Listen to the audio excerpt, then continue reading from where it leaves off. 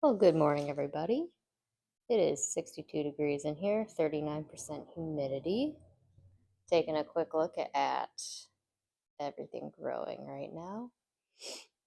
I'm still waiting on the artichoke. Hopefully, I didn't kill them because I forgot to water them for a couple days. Oh, what do we have here? Brassica family. Ah, the nasty nasturtium. Got our tomatoes, some snap peas.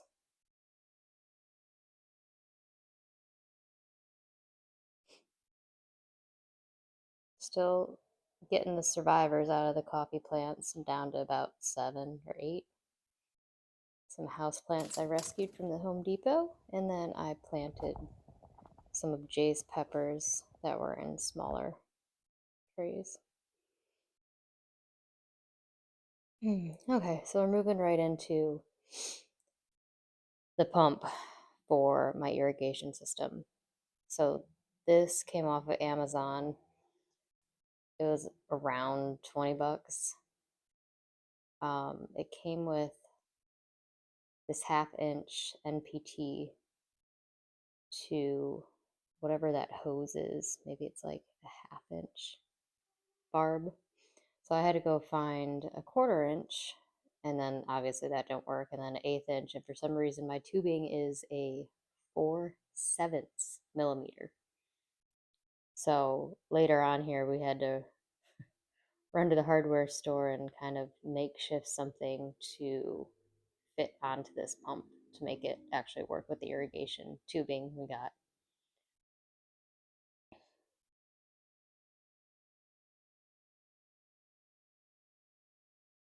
So this is the 4/7 millimeter.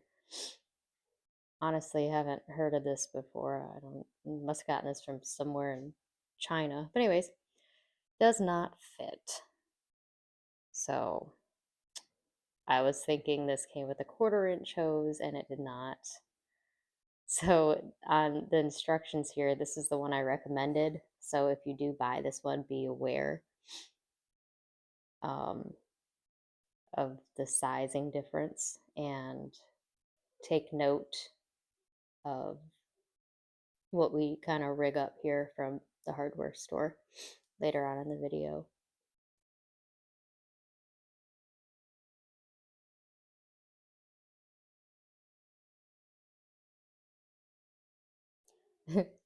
Honestly, I had to Google what 4/7 or 13/17 what it was, if it even existed. But anyways, the 4/7 is close to like a 1/4 inch, but the barb was way too big. I don't know what calculation I did wrong.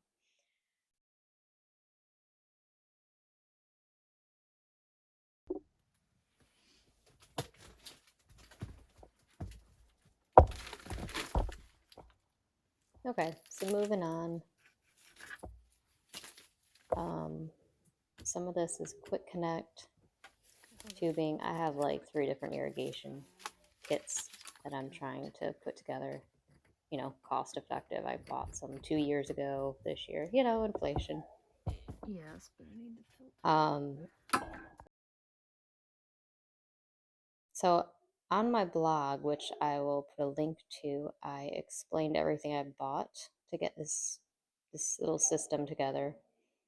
And I think I left out a hose, just a normal, I think it's a 3-foot garden hose, but it's nice and bendy so I can use it where needed, or if I needed to stretch it a little ways away from this actual setup here. This hose, yeah. So it's about 3 feet. Useful. I think it was like 15 bucks off Amazon. I did look at Lowe's and Home Depot and they didn't have anything short like that, especially not in the stainless steel look.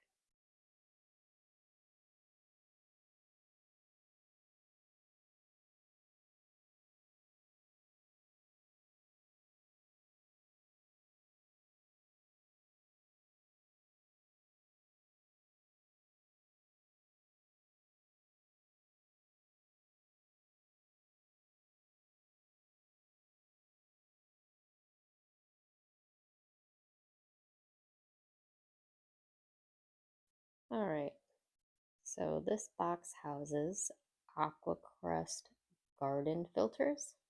They have a carbon filter in them. The main reason I got this was to help with the chlorine in the water. Since I am on city water, this hose we hooked up is hooked to our like internal house city water.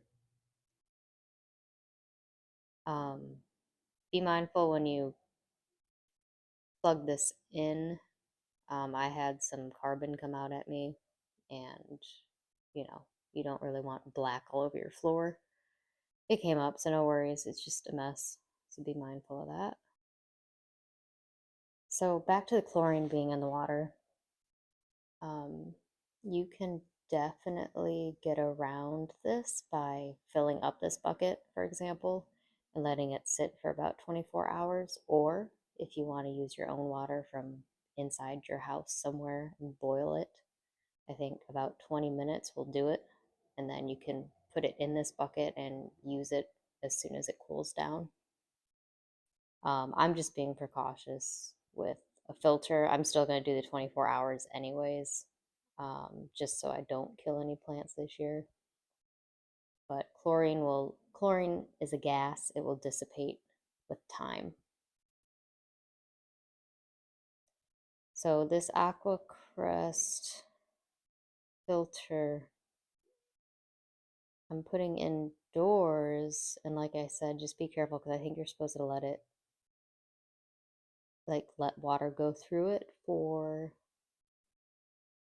I don't know, I can't remember what the instructions said, but you need to run water through it for a little bit. So I'd fill up your 5-gallon bucket and then dump it outside if you can. Just because, like I said, I got some black carbon all over me and the floor, and it was a mess.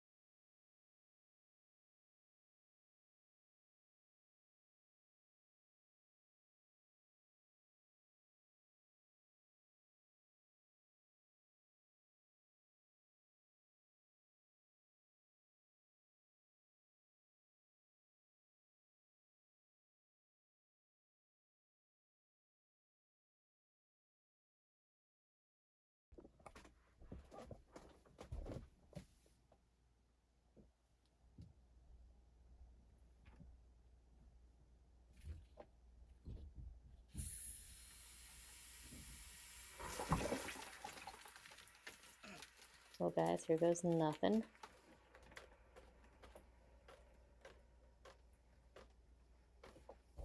Carbon. Maybe we should. Looks like it dripped a little bit, so I moved it over. For some reason, the plastic threading on here does not take well.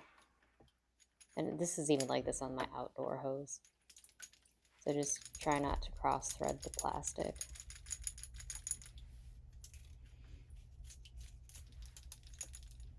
This is me shaking off the black carbon that got all over me, all over the floor.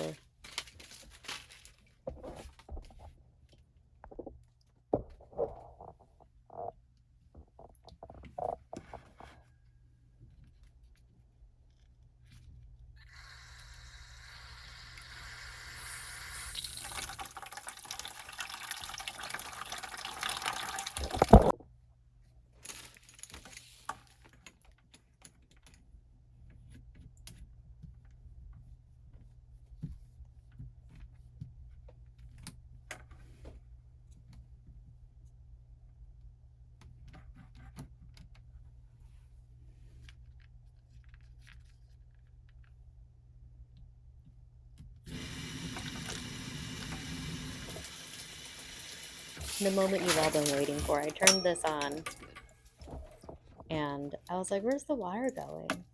And I realized the hose is just on the floor spraying everywhere. And this is about where I took my lunch break. I completely gave up. I was like, oh my gosh, I'm gonna come back down here with a towel. There it is. It's just all over the place. It's in my seeds. I'm gonna plant some more seeds later. Oh.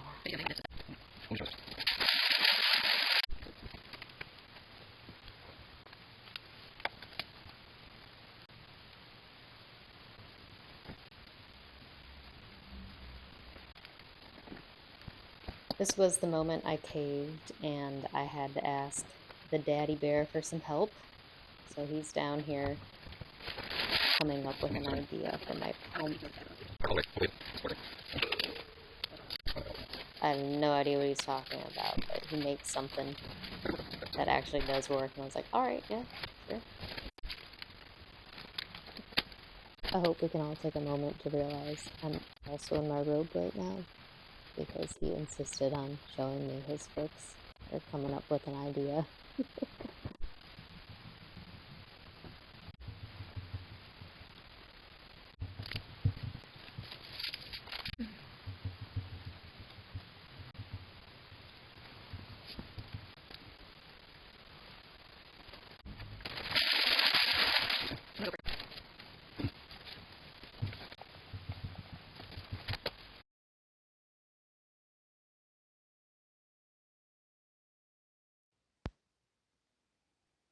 So he put the half-inch NPT to a quarter-inch tube and then took the, oh, what do you call it?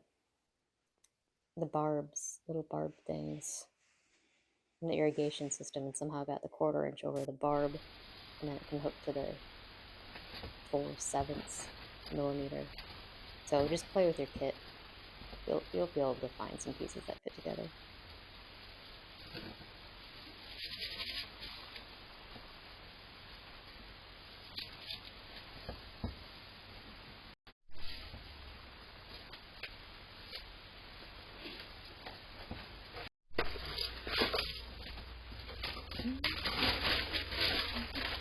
Alright, so he went to the store, took care of the pump, and I flooded out some seed packets, so thank you, Mr. Bucket and Hose for flooding the floor. Oh. So we poked holes in our water bottles and use that as a watering can. It kind of works for now.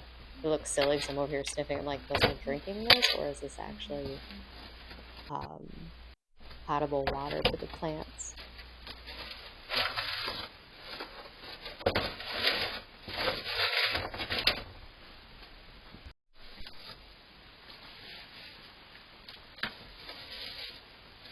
So this is still the cocoa quare, those 2 bricks that I've been talking about for the last couple of weeks that has gotten me 1, 2, 3, 4, 5, 6, 7, maybe like 8 full trays so far. I finally finished it up today with these trays. So yeah, probably about 7 or 8 trays full. And that was only like $10 for those 2 cubes you add water to. So today I put in some tomatoes. Oh, this was the pepper tray. So I stole Jay's pepper tray and I put some Snapdragon and these yellow cherry tomatoes I wanted to try out this year. I don't know. It's one of those things that hit me at Home Depot as I was passing by. I was like, you know, those look new. Those look different. Let's try it. Little hybrid cherry tomatoes.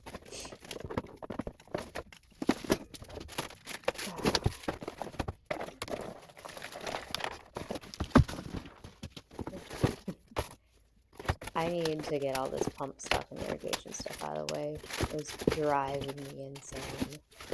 I need some space to work. And ironically, right after I cleaned this, Jay came in and took sand out of this bag and got sand all over my clean surface. I was like, oh my gosh, this is not my day. needless to say, the counter got cleaned and I was able to get some more seeds in. Unfortunately, it was because I flooded the tray with them and they would have ended up sprouting anyways. So be mindful of that. If you ever get your seed packets wet, you're gonna have to plant them, or else they're gonna start sprouting and then mold, and that's no bueno. So these seeds I put in are because of that. So it's okay. There's some pepper, some cabbage that I was planning on putting in anyway. Some of them might just be a little too early for now. I know cabbage is not, it's a cold crop.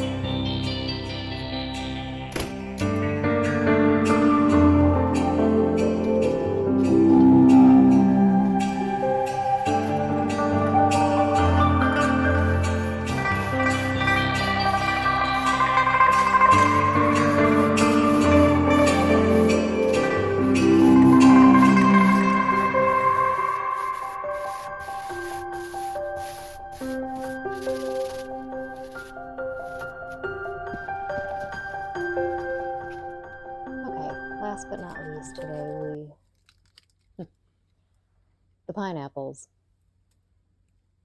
They're moldy. So when you go and want to propagate pineapples, you're supposed to take off everything as close as you can to, I guess, the top as you can. So you want to take off the actual prickly pineapple parts. And then you want to rip off as many layers as you can.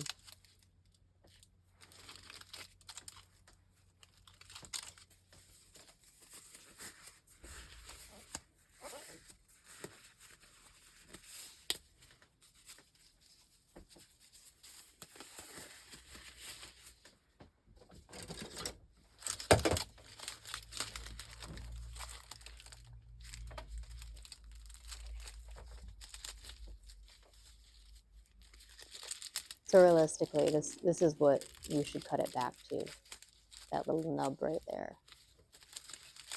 And obviously it will be a lot cleaner because we just put ours right in the dirt. So these layers you want to actually pull off, because this, where these layers are, this is where your root system is going to come from. And I actually didn't check, but if I look close, there's probably roots, because it only takes a couple days for them to start coming out if you propagate them properly. I wouldn't be too concerned about the tips of these right now. They do look healthy inside. I do see fresh leaves coming up that are not damaged. So odds are they'll be all right after I clean all the mold and crap off from the first time we tried to just plant them directly in the soil. And by the way, this is potting soil that caused this mold. I'm sure the pineapple has something to do with it, but just propagate with water. And once you see roots and everything's clean and you don't see any mold, transplant it to a cactus soil. And quite honestly, if you can look that up and make your own, that would be your best bet. So this is kind of tough to pull back. I had a hard time with gloves, and it is pokey, so be careful. But I got as much as I could off, and then I picked away as much of the dirt as I could. I put them in a clear container here and put clean water in there. And don't forget, clean water means not your city water with chlorine in it. Give it some time. Use bottled water instead, or spring water, until yours is ready to go. So this, you're not supposed to compost, but I just threw it out in the yard anyways. It'll break down. It'll do something. Just say no to potting soil. It just...